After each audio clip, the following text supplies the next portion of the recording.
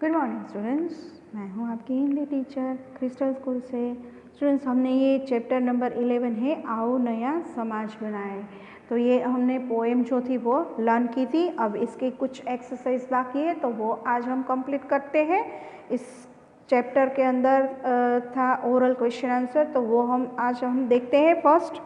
Okay, सो यहाँ पर लिखा है प्रस्तुत कविता किस पर आधारित है। तो आपने देखा था कि ये नया समाज बनाने की बात की गई है इस कविता के अंदर कि भाई हम भी इस धरती के ऊपर जो हमारे मानव है उसे हम आगे बढ़ाए, ना कि उसको जो है वो पटक दे उसे नीचे, बल्कि हम सब मिलकर एक बने और नेक बने। हम भारत माता के संतान है तो उच्च नीच के जो भेदभाव है उसे हमें मिटा देना है। ठीक है, तो ये प्रस्तुत कविता है वह नया समाज बनाने पर आधारित है। ठीक है, आपको इतना ही लिखना है कि प्रस्तुत कविता नया समाज बनाने पर आधारित है। फिर है इस कविता में कवि क्या काम करना चाहते हैं। तो कविता के अंदर कवि ने बताया है कि कवि सबको समान अधिकार दिलाना चाहते हैं। ठीक है, फिर कवि जो है धरती को कैसा बनाने की बात कर रहा है। कवि है धरती को स्वर्ग बनाने की बात कर रहा है कि भाई लोगों को समान अधिकार दिलाना चाहिए, लोगों के अंदर आत्मविश्वास जो है वो जगाना चाहिए और सबके अंदर एक ही भाव होना चाहिए कि हम सब एक हैं। ठीक है, अब नेक्स्ट यहाँ पे है एक एक वाक्य के कुछ क्वेश्चन हैं तो वो हम देखते हैं। ठीक है, किस प्रकार के बंधनों को तोड़ने की बात की है। तो यहाँ पर कवि ने जो है वह जाति पाति के बंधनों को तोड़ने की बात की है। और नेक्स्ट है कवि किसकी वंदना करना चाहते हैं और क्यों। तो कवि जो है मिट्टी के कण कण के चंदन को बार बार प्रणाम करना चाहता है, क्योंकि हमारी मिट्टी है जो सबको एक ही डोर में बांधे रखती है। ठीक है, अब यहाँ पर नेक्स्ट है श्रम के बारे में कवि क्या कहना चाहता है कि भाई श्रम के बारे में कवि यह कहना चाहता है कि हम सभी आपस में मिलजुल कर काम करके श्रम को अपने जीवन का मंत्र बना सकते हैं और सबके दिल से ऊंच नीच का जो भेदभाव है वो भी मिटा सकते हैं। ठीक है, तो इस तरह से यहाँ पर जो कवि है वो सबके दिलों में ऊंच नीच के जो भेदभाव है उसे मिटाना चाहते हैं। ठीक है, फिर नेक्स्ट है यह धरती हम सभी की है। कैसे, तो यह धरती जो है वो हम सभी की है इसलिए क्योंकि हम इस धरती पे जो हमने जन्म लिया है तो हम सब भारत माता के सपूत है ना।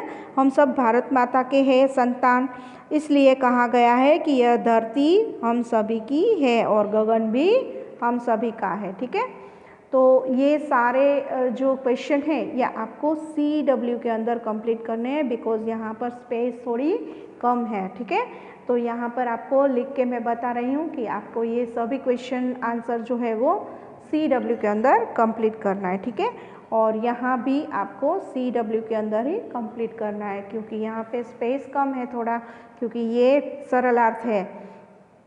जो ये पंक्ति दी है उस पंक्ति को आपको समरी जिसे हम कहते हैं, ठीक है, इसे आपको एक्सप्लेन करना है, समझाना है, तो ये आपको एक लाइन में कंप्लीट नहीं होगा। ठीक है, तो यहाँ पर है जाति पाति के बंधन तोड़े, अपनेपन की कड़ियाँ जोड़े, इस धरती के हर मानव का मानवता से नाता जोड़े। तो यहाँ पर कवि क्या कहना चाहते हैं, तो प्रस्तुत कविता में बताया है कि हमें जाति पाति के जो बंधन है उसे हमें तोड़ना चाहिए और सबको अपनेपन की कड़ियाँ जोड़ना चाहिए। एक एक कड़ी में रहकर हम धरती के हर मानव को मानवता से नाता जोड़ना चाहिए। जैसे ये फूल है तो सभी फूल अलग अलग है, फिर भी उसे हम एक ही माला के अंदर पिरोते हैं तो वह एक ही धागे के अंदर पिरोते हैं तो वह माला बन जाती है ना।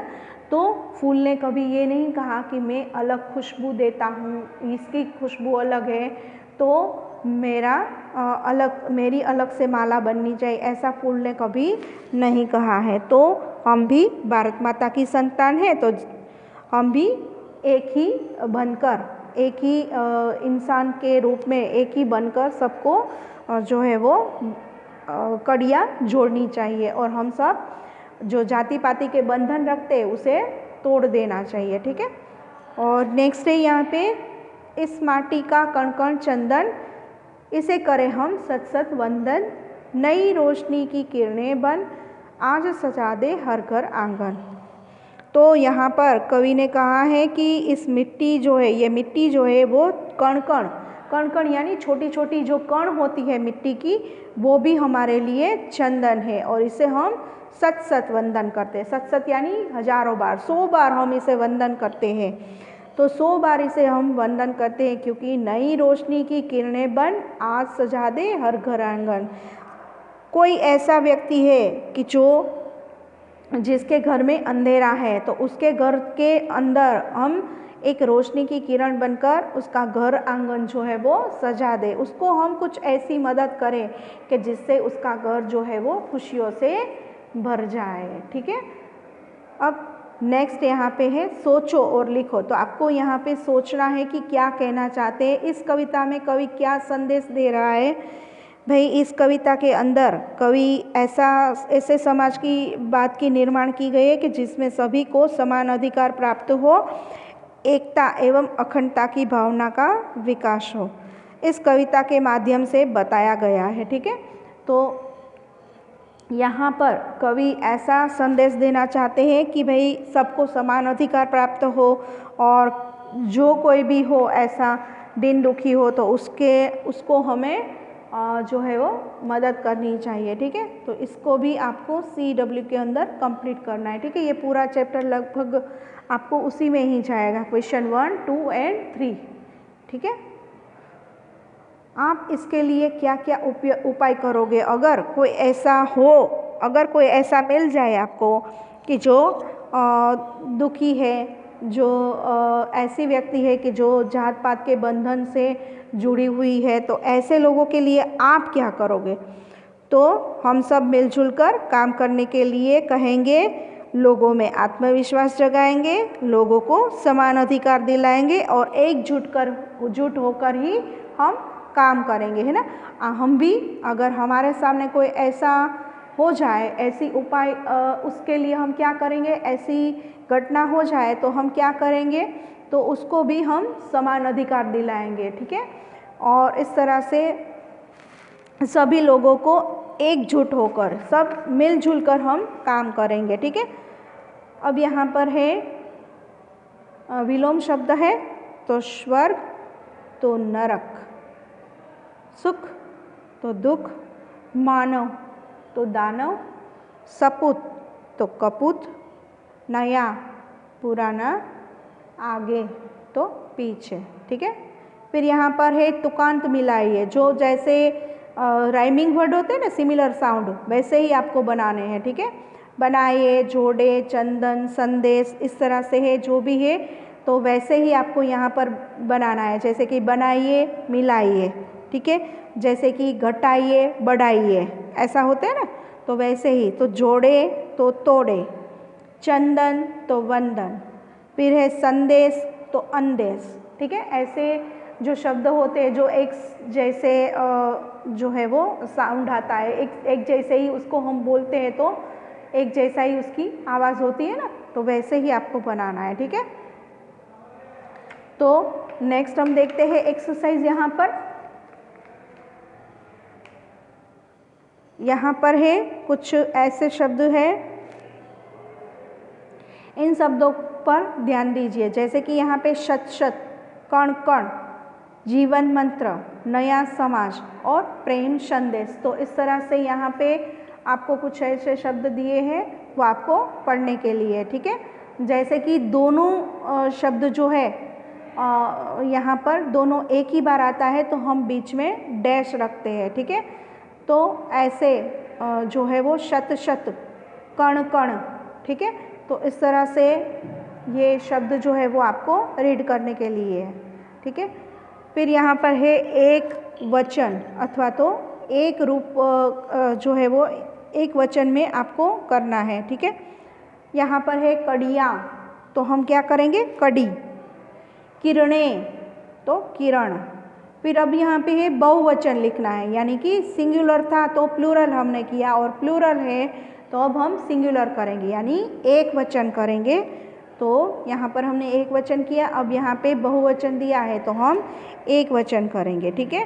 घर तो घरों, और अगर बहुवचन हो जाता है तो इसके ऊपर आपको क्या करना है, एक बिंदी लगानी है, ठीक है, ये नहीं भूलना है। और अगर कोई छोटी या बड़ी मात्रा है तो वो चेंज हो जाएगी, वो बदल जाएगी। जैसे कि हम लड़की लिखते हैं, ठीक है, और इसको हम बहुवचन करते हैं, और अगर इसका हम बहुवचन करते हैं तो मात्रा चेंज हो जाएगी, जैसे कि लड़की या और चंद्रबिंदी हो जाएगी, ठीक है।